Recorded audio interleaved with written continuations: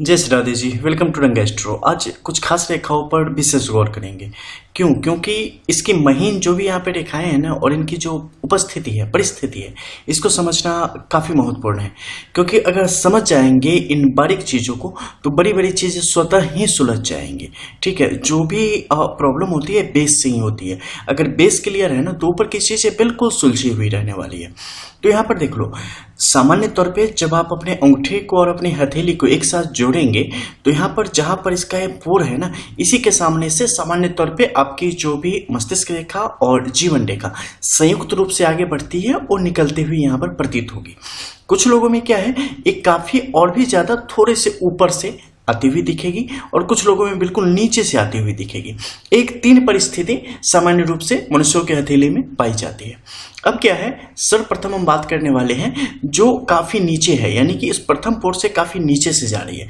जब भी ऐसी परिस्थिति होगी, जातक के जीवन पर मंगल का विशेष प्रभाव होता है। हालांकि मंगल के प्रभाव होने के नाते क्या होगा कि उनकी वाणी में या उनकी सोच में या पारिवारिक जीवन पर इसका खासा प्रभाव होता है। ऐसे व्यक्ति अपने जीवन में कहीं ना कहीं कुंठित रह जाते हैं, कहीं ना कहीं एक कसमकस भरी जिंदगी उनके जीवन में आपको देखने को मिलेगी और स्थिति उनके जीवन में आपको देखने को मिलेगी। ऐसे लोग अपने बात करने के तरीके से, अपनी चीजों को व्यक्त करने का जो उनका तरीका होता है, ये बड़ा ही विरोधाभासी होता है। वो अपनी चीजों में खुशी हमेशा फंसते हुए आपको स्पष्ट तौर पे दिखते हुए चले जाएंगे। इसके अलावा दूसरे के दुख और दूसरे की खुशी, ऐसी कोई भी चीज जब होगी ना तो उसमें आप उन्हें सामान्य तौर पे पाएंगे कि एक उदासीन जैसी प्रकृति है। खासकर अगर किसी के सामने दुख है तो वहां पर वो काफी उदासीन रहेंगे, लेकिन अगर सुख है तो उसमें कहीं ना कहीं उनके अंदर थोड़ी ईर्ष्या की भावना पैदा हो जाती है। कहीं ना कहीं थोड़े से दुखी हो जाते हैं कि हमारे साथ ऐसी अच्छी घटनाएं क्यों नहीं होती। ठीक है, तो इसमें कहीं ना कहीं असंतोष की एक स्थिति इनके जीवन में होती है और हमेशा खुद की गलतियों के कारण, खुद के निराशापन के कारण, खुद को जीवन में बहुत ही छोटा मान लेने के कारण ये अपने जीवन में ज्यादा से ज्यादा मुश्किल परिस्थितियों को अपनी तरफ बढ़ाने का काम करते हैं। इसके अलावा अपने पारिवारिक जीवन को भी मुश्किलों से घेर देते हैं। इनके पारिवारिक जीवन में, पति पत्नी के संबंधों में, परिवार के जो और रिश्ते हैं, रिश्तेदारी वगैरह है, इन सब में इनके लिए परिस्थितियां आसान नहीं होती, काफी मुश्किल होती चली जाती है। खासकर ऐसे लोग अगर व्यापार के क्षेत्र में जाए तो वहां भी इनके लिए काफी परेशानियां शुरू हो जाती है। ऐसे लोगों को क्या करना चाहिए बचने के लिए? जब भी ऐसी परिस्थिति होवे, ऐसे लोगों को स्पष्ट तौर पे प्रभु में भक्ति करनी चाहिए। जो भी आप जिस संप्रदाय से, जिस समुदाय से, जहां से भी आते हो, जिसमें भी आपकी निष्ठा हो, उसके प्रति पूर्ण निष्ठ हो जाए और मन में किसी भी प्रकार के ईर्ष्या द्वेष को आने ना देवे। बहुत सारे लोग ऐसा बोलते हैं कि फलाना ईर्ष्यालु है, जिसमें स्टार्टिंग में बताया कि ईर्ष्या इनके अंदर होती है। बहुत लोग जब ज्ञान होता है ना तो बड़े दुखी हो जाते हैं कि हमारे मन में ईर्ष्या क्यों होती है, किसी का अच्छा देख के हमें दुख क्यों होता है। देखो, आपने शरीर धारण किया है ना, मनुष्य जो भी है उसके अंदर जो भी मनुष्य के गुण अवगुण है वो सब पाए जाते हैं। जैसे कि ब्लड का प्रेशर ले लो, डायबिटीज ले लो, कैंसर ले लो, वगैरह वगैरह, जो भी व्याधियां हैं वो सबके शरीर में रहते हैं। परेशानी कहाँ पे होती है? जब वात पित्त कफ असंतुलन होता है, जब किसी भी चीज का इम्बैलेंस हो जाता है, ज्यादा या कम, वैसी स्थिति आपके लिए परेशानी का काम करती है। उसी प्रकार से यहाँ की जो स्थिति है ना, यह स्पष्ट तौर पर उन चीजों को दर्शाती है कि व्यक्ति किस प्रकार से अपनी परिस्थितियों को अपने हक में न आजमा के अपने लिए बुरी स्थिति को पैदा कर लेता है। तो अगर मन में आपके ईर्ष्या द्वेष आता है ना तो उसे घबराओ मत। देखो, तुम जिस चीज से भागोगे ना वो तुम्हारे पीछे पीछे लगी रहेगी, क्योंकि तुम उसे कभी भुला ही नहीं पाओगे। अगर भुला नहीं पाओगे तो तुम्हारे पीछे लगी रहेगी। इसलिए आपको करना क्या होता है, उससे लड़ने का। रुक जाओ, अड़ जाओ, लड़ जाओ। ठीक है, जब ऐसा हो जाएगा ना तो चीजें अपने आप स्वतः खत्म हो जाएगी। जिंदगी भर उसे अपने पीछे पीछे खींचने की क्या जरूरत है, जब चीजों को आप बेहतर तरीके से डील कर सकते हो। इससे होती है ना, होने दो। अपने साथ भी कुछ अच्छा हो ना, खुद के लिए इससे करना शुरू कर दो कि अच्छा तुम्हारे लिए इतना अच्छा हो गया, बराबर ही है यार, दूसरे के लिए क्यों नहीं हुआ? अच्छा, भगवान तुम्हें भी देखेंगे, भगवान करे तुम्हारा बुरा हो जाए। खुद के लिए सोचो, फिर होगा धीरे धीरे दूसरे के लिए भी आनी बंद हो जाएगी। ठीक है, तो जहां तकलीफ होने लगे ना उस जगह पे अपने आप को खड़ा कर दो और सोचो कि हमें इतनी सफलता मिली होती तो हम कितने खुश होते। ठीक है, और सबसे बड़ी बात है ना कि दूसरे की खुशी देख के अगर आपके मन में जलन होती है तो उसकी जो सबसे बड़ी परेशानी क्या है कि उसका कुछ नहीं बिगड़ना, क्योंकि उसे तो उसके प्रारब्धानुसार, उसके डेस्टिनी, उसकी जो किस्मत थी, तकदीर थी, उसके अकॉर्डिंग और उसके कर्म के अकॉर्डिंग उसको मिला। लेकिन आप जो कर रहे हो, क्यों कर रहे हो भैया? दूसरे के फटे से आपको क्या मतलब है? दूसरे के सिए से आपको क्या मतलब है? आप पे करके अपना बुरा करोगे, क्योंकि इस समय जो है ना, आपको जो आप अच्छे काम करने वाले हैं उससे आपको विमुख करेगा और आपको फालतू की चीजें इन्हीं चीजों में लगा के रखेगा। आप खुद से निराश हो जाओगे, आपकी जो क्रिएटिविटी है, आपके अंदर जो उत्पादकता है वो खत्म होती चली जाएगी, क्रेडिबिलिटी खत्म होती चली जाएगी आपकी और उससे। तो इन चीजों पर गौर करना चाहिए और ऐसे व्यक्ति को हमेशा खुश रहने की कोशिश करनी चाहिए। नदी का सेवन करना चाहिए, यानी कि नदी किनारे बैठे चीजों को जाने, तत्वों को जाने, द्वैत अद्वैत को जाने, जिंदगी ज्यादा बेहतर होगी। इसके अलावा हम बात करेंगे ऊपर के क्षेत्रों में। ऊपर जब एक सामान्य स्थिति आती है कि आपकी जो अंगूठे का पोर है इसके समानांतर में जब रेखा निकलती है तो इसकी क्या स्थिति होती है।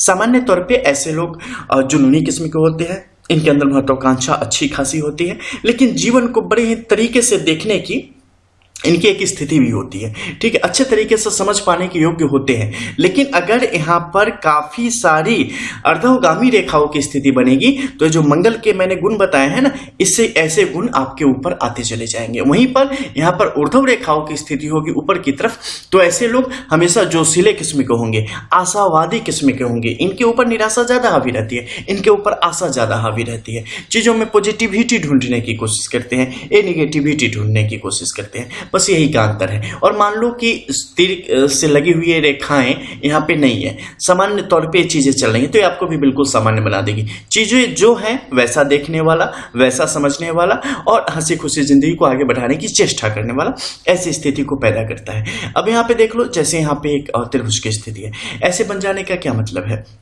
जिंदगी को बड़ा तरीके से समझने वाला, चीजों को फिल्टर करके आगे पीछे करने वाला। देखो इसे कैसे समझेंगे आप, मान लो बहुत सारे ऐसे जिंदगी में लोग आपको मिल जाएंगे जो कि ये नहीं देखेंगे कि हम किस बात को कहां पे करना है, ठीक है, गलत जगह पे गलत बात कर देंगे। तो ऐसे लोग जो होते हैं ना, चीजों का प्रभाव देखते हैं, दूरगामी प्रभाव देखते हैं कि हम जो करेंगे उसका इम्पैक्ट क्या जाएगा, जो दूसरे बोलेंगे वो अगर कहीं और हम किसी को बताने जाएंगे उसका प्रभाव क्या जाएगा, हमें क्या करना चाहिए, हमें क्या नहीं करना चाहिए, इस सब का बड़ी बारीक अध्ययन करते हैं। चीजों को काफी दूर तक देखने के बाद एक छोटा छोटा काम करते हैं। ऐसा नहीं कि जल्दीबाजी में जो मन में आया कर दिया और बाद में पछता रहे, भगवान उस समय तो मौका था, हम चीजों को अच्छा भी कर सकते थे, हमने खुद का ही नुकसान कर लिया या सामने वाले का नुकसान कर दिया। तो ऐसी स्थिति अपने जीवन में नहीं आने देते। ज्ञानी होते हैं, ये अपने अंदर चीजों को पहले सहेज के देखते हैं, एक डमी बनाते हैं कि अगर ऐसा होगा तो फिर उसका इंपैक्ट क्या आएगा। वहीं पर यहाँ पर वर्ग की स्थिति होगी, ये लोग चक्रवृद्धि व्याज से अपने गुणों को वृद्धि करने वाले होते हैं, अपने जीवन में अपने साहस के द्वारा, अपने पुरुषार्थ के द्वारा अपने जीवन को सही दिशा में लगाने की कोशिश करने वाले होते हैं। तो ये परिस्थिति काफी बेहतरीन होती चली जाती है। इसके अलावा इस बाकी जहां से भी ये गुजरेगी सिल्क रूट से, इस रूट पे कहीं भी अगर अच्छे साइन होंगे तो उस जगह के प्लेनेट के अकॉर्डिंग जो उसके सुफल होते हैं वो जातक के जीवन में देखने को मिलेंगे। अब एक स्थिति होती है जिसमें आप देखेंगे रेखाएं ऊपर की तरफ है, ये क्या होती है, अत्यधिक महत्वाकांक्षा, हद से ज्यादा, जितना आप डिजर्व नहीं करते हैं उससे ज्यादा पाने की चेष्टा करना, कर्म में भी धुरंधर, यानी कि पुरुषार्थ इतना कर लेंगे, मान लो अभी आपको एक टेबलेट खानी है, बीमारी आपकी ठीक हो जाएगी, 5 नहीं खा लोगे ना, 5 खा लेने से ऐसा थोड़ी है कि अगले 5 साल तक वो बीमारी नहीं होगी, उसको तो जब होना है तभी होगी, लेकिन ये खाने से आपके लिए हार्मफुल हो जाएगी। यहाँ पे वही परेशानी है कि ये कई बार इनकी चेष्टा इतनी ज्यादा तीव्र होती है ना कि उसे पाने के लिए ये साम दाम दंड भेद छल कपट लोभ मोह काम क्रोध सबकी स्थिति को उस समय अपने ऊपर आरूढ़ करने से नहीं हिचकते। इन्हें सफलता चाहिए, किसी भी तरीके से चाहिए। शुरुआत करेंगे मेहनत के भरोसे, पुरुषार्थ के भरोसे, सही तरीके से अपना 100% देंगे, लेकिन उस 100% देने में कहीं ना कहीं कोई कमी हो जाती है, कहीं ना कहीं तो डेस्टिनी आके ऊपर सवार हो जाती है कि अगर मान लो चीजें नहीं मिलती है तो फिर इनके लिए जुनून हो जाता है कि हमें चाहिए एन केन प्रकारेण, और ऐसी स्थिति जातक को दूषित करने का काम शुरू कर देता है। और इसके कारण क्या हो जाता है कि आपके लिए परिस्थितियां आपके हाथों से निकलनी शुरू हो जाती है। क्षण भर के लिए, क्षण भंगुर आपको कोई सुख मिल भी जाए, लेकिन उसका दूरगामी परिणाम अगर देखेंगे तो आपसे लेके आपकी आने वाली पीढ़ियां आपने जो किया है उसका भुगतान करेंगी, उसके नुकसान की भरपाई करेंगे। तो ऐसे लोगों को काफी सहेज के, जल्दीबाजी में बिल्कुल भी नहीं करना चाहिए। आपका मन मस्तिष्क आपको बैठने नहीं देगा, उग्र बना के रखेगा, हमेशा चाहेगा कुछ ना कुछ करते रहने के लिए, लेकिन उसे साधें, उसे अपने कंट्रोल में करें। अगर आपने कंट्रोल में कर दिया तो आपकी जिंदगी जितनी रोशन होगी ना, जितनी बेहतरीन होगी, उतनी बेहतरीन लोग सपने देखते होंगे। ऐसी स्थिति को आप पैदा कर देंगे। देखो शक्ति कितनी भी ज्यादा हो, शक्ति होना बड़ी बात नहीं है, संभालने की कला होना बड़ी बात है, ठीक है। चक्रव्यूह में घुसना बड़ी बात नहीं थी उस समय, निकलना बड़ी बात थी, क्योंकि वही आपके अस्तित्व को बनाने और बिगाड़ने की स्थिति में था। अभिमन्यु घुस गया, बहुत अच्छी बात, निकल नहीं पाया ना। प्रॉब्लम तो यही है कि हम कुछ कर दें, शुरू करना आसान है, खत्म करना बड़ा मुश्किल है। तो किसी भी चीज की शक्ति होना उतना महत्वपूर्ण नहीं है जितना शक्ति पर पूरा सामर्थ्य होना महत्वपूर्ण है। शक्ति पे आपकी पकड़ होनी महत्वपूर्ण है। आप बहुत ज्ञानवान हैं, लेकिन आपका ज्ञान किसी के काम नहीं आ रहा है, आपका ज्ञान आपके घमंड का कारण बन गया है, तो आपके नाश का भी कारण बन जाएगा। ज्ञान मतलब क्या है, छाया मतलब क्या है, इन सबको सोचने की जरूरत है। समंदर में बहुत पानी है लेकिन खारा है, तो एक मनुष्य की तृप्ति उससे नहीं हो सकती। एक तालाब में कम पानी है लेकिन मीठा है, तो पशु पक्षी से लेकर मनुष्य तक सबकी तृप्ति हो जाती है। तो आपने कंट्रोल कैसे किया है, मैनेजमेंट कैसे किया है, ये बड़ा महत्वपूर्ण होता है। आप देखते हो कहीं भी चले जाओ, सबसे बड़ा पद क्या होता है, प्रबंधक का होता है, चेयरपर्सन का होता है, जो कि सारी चीजों को मैनेज करता है। ठीक है, शक्ति को भी नियंत्रित करता है, आपके अंदर जो अवगुण है उन्हें भी भरने की कोशिश करता है। न शक्ति ज्यादा होने पर फूले समाता है, न यहां पर कहीं कमजोरी होने पर दुखी हो जाता है, नहीं, दोनों को बराबर संतुलन में रखने की कोशिश करता है। जीवन ही संतुलन का नाम है। जब जीवन में संतुलन आ जाएगा ना, साम्यता आ जाएगी ना, सहजता आ जाएगी ना, सरलता आ जाएगी ना, तो फिर और कुछ नहीं बचना। फिर ज्ञान भी आ जाएगा, फिर आनंद भी आ जाएगा, फिर सब कुछ प्राप्त हो जाएगा आपको। तो उन चीजों को यहां पे स्पष्ट तौर पे दर्शाने का काम करता है। अब हम नीचे की तरफ आते हैं। मान लो नीचे आ गए, नीचे आने पर एक सामान्य परिस्थिति है कि जैसे इस हथेली में आप देख रहे हैं, भाग्य जीवन रेखा बहुत नीचे तक आई, उसके बाद यहां से इसने क्या किया है कि मस्तिष्क रेखा आगे की तरफ बढ़ी है। ये बढ़ना यहां पर श्रेयस्कर है या कहीं ना कहीं से व्यक्ति के लिए तकलीफ देह का कारण है। देखो, ऐसी स्थिति जब भी बनेगी, ये व्यक्ति के पिता, दादा और उनके जो खानदान है और पितर है, उनसे संबंधित जो परिस्थिति है उसको दर्शाने का काम करता है। पिता का जातक के जीवन में बाल्यावस्था में ही कम लाभ मिला, ज्यादा मिला, उन सब की चीजों को यहाँ पर अलग अलग परिस्थितियों, क्योंकि देखो इससे मैं ज्यादा डिटेल में नहीं बताऊंगा, क्योंकि सुई की नोक बराबर ऊपर नीचे होने से सीधे चीजें बदल जाती हैं। ठीक है, तो आप किसी नतीजे पर ना पहुंच जाए, इसलिए बस यही समझ लें।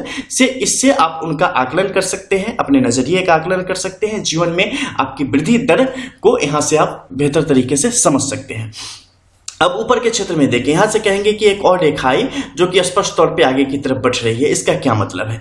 क्या ये मस्तिष्क रेखा है? जी, निश्चित तौर पे मस्तिष्क रेखा है, लेकिन ये मृत रेखा है।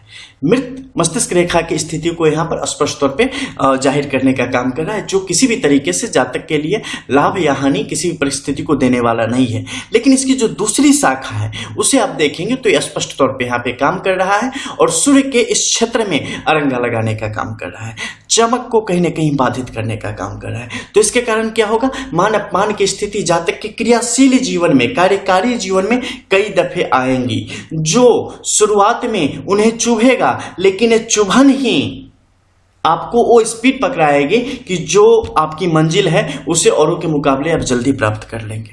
कई दफे आपने जीवन में देखा होगा कि एक छोटा सा अपमान आपके लिए सफलता का कारण बन जाता है, आपका खून खौला देता है और उसके बाद आप सब भूल जाते हैं, अपने वास्तविक स्वरूप को पहचानते हैं और वास्तविक सफलता की प्राप्ति के प्रति आप उद्यत होते चले जाते हैं और उन चीजों का वर्णन करते हैं। एक कब होता है? जब झंझोड़ता है, जब आपकी आत्मा तक वो चीज पहुंचती है और वो दुखी होती है, तब वास्तविकता में आपके स्वरूप का उदय उसी समय होता है। यानी कि उसी समय आप जीवित होते हो। इतने समय से जो आप चल रहे थे ना, वो लाश थी, वो शरीर चल रहा था, इसमें जो प्राजीवात्मा है ना वो मृत अवस्था में था, जो कि अजन्मा है, लेकिन आपने उसे मृत स्थिति में यानी कि पूर्ण तौर पे उसे पैक करके रखा था उसे झंझोरा गया है। तो बिल्कुल वैसी स्थिति को यहाँ पर दर्शाने का काम करता है जो भी जातक के हित में जाता है। लेकिन जैसे यहाँ पर देखो सीधी खड़ी रेखाएं आपस में शनि से लेकर सूर्य तक की स्थिति को जब भी भेदने का काम करेगी तीर की तरह, तो इस पे जातक को चौकन्ना हो जाने की स्थिति होती है, क्योंकि ये परिस्थिति आपको नाथ देगी, आपको रोकने का काम करेगी, बार बार आपके लिए तकलीफों को बढ़ाने का काम करेगी। संक्षेप में चीजों को बता रहा हूं, ठीक है, क्योंकि बहुत सारी चीजें इसमें बतानी है, मिनट्स काफी आगे तक जा रहे हैं। अब यहाँ पर देखो बुध की इस परिस्थिति में जैसे ही इन रेखाओं की स्थिति सुस्पष्ट रूप से यहाँ पर उपस्थित होगी, जैसे कि इस हथेली में उपस्थित है, ये जातक के एक बेहतर और दूरगामी और बड़ा सफलतापूर्वक भविष्य को दिखाने का काम करता है। ऐसी स्थिति आपके ज्ञान, बुद्धि, विवेक को सही दिशा में लगाने का काम करता है और उसके आधार पे आप अपने जीवन को एक ठोस स्थिति तक ले जा पाने में सक्षम होते चले जाते हैं। आप कंफ्यूजन के शिकार नहीं होंगे, आप जिस रास्ते को पकड़ेंगे उस रास्ते पे अडिग रहेंगे। आप कभी भी कितनी भी आंधी आ जाए आप उस डंडे को छोड़ेंगे नहीं और अंतोगत्वा विजयश्री को प्राप्त करेंगे। कोई नहीं रोक सकता है आपको। बाहर की तरफ से आती रेखाएं इसमें अटैच करके और फिर से बाहर की तरफ जा रही है, ये सब आपको बचाने का काम करेगी। आपकी बुद्धि, विवेक, सही समय पर सही निर्णय लेने की जो आपकी क्षमता है वो आपके बड़े से बड़े मुश्किल से भी आपको बचा के बाहर की तरफ लेते हुए चले जाएगी। बहुत ही सुंदर स्थिति। शनि की स्थिति की बात करें, इतनी सुंदर पूछो मत। हमेशा शनि का सपोर्ट जातक के लिए स्पष्ट तौर पे यहाँ पर बना रहेगा। नीचे की तरफ वाली स्थिति विभिन्न प्रकार के धन संपदा, गृह संबंधी जो योग है उनको भी दिखाने का काम करता है। मंगल की जो यहाँ पर स्थिति है ये भी जातक के लिए सपोर्टिव यहाँ पर स्पष्ट तौर पर दिखाता है।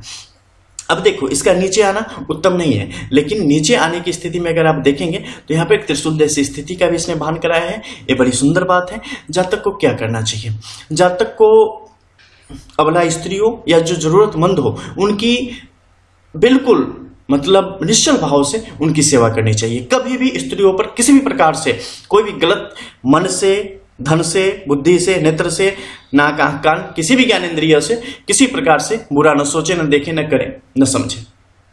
ये जातक के लिए हितकर रहेगा, क्योंकि वही जातक के लिए भाग्योदय का कारण है, क्योंकि इनके भाग्य की स्थिति आप चंद्र के इस क्षेत्र में स्पष्ट तौर पे देख सकते हैं। अब नीचे आएंगे थोड़ा सा और कुछ अन्य रेखाओं की स्थिति जानेंगे। देखो यहाँ पर जीवन रेखा से भी आप बहुत कुछ समझ सकते हैं। इसकी डिटेल्स वीडियो है एक, वहां से आप जाके इस हथेली के बारे में काफी कुछ जान सकते हैं, इस लाइन की क्या खूबी है क्या नहीं है। अब देखो चंद्र के इस क्षेत्र में आपको बहुत सारे छोटे छोटे द्वीप, आइसलैंड्स वगैरह आपको मिलेंगे। इन सबका क्या मतलब? सबसे पहले नशा छोड़ देनी चाहिए। किसी प्रकार का नशा करना जातक के हित में नहीं रहेगा। इसके अलावा ये क्षेत्र जातक के लिए बड़े बड़े शुभ लाभों को दर्शाने का काम करता है। जातक को ऐसे जो भी जातक हो उन्हें हमेशा अपने साथ पानी का एक बोतल रखना चाहिए और कहीं भी कोई प्यासा मिले उसे पिलाना चाहिए और पानी कभी खत्म नहीं होने देना चाहिए और शरीर में भी पानी की कमी नहीं होने देनी चाहिए। आप जितना ज्यादा, अगर आप जहां भी रहते हैं वहां अगर कोई नदी हो, जिस शहर में, जिस गांव में रहे, बगल से कोई नदी गुजरती हो, बहुत अच्छा, क्योंकि वहां पर आप सबसे ज्यादा विकास करेंगे।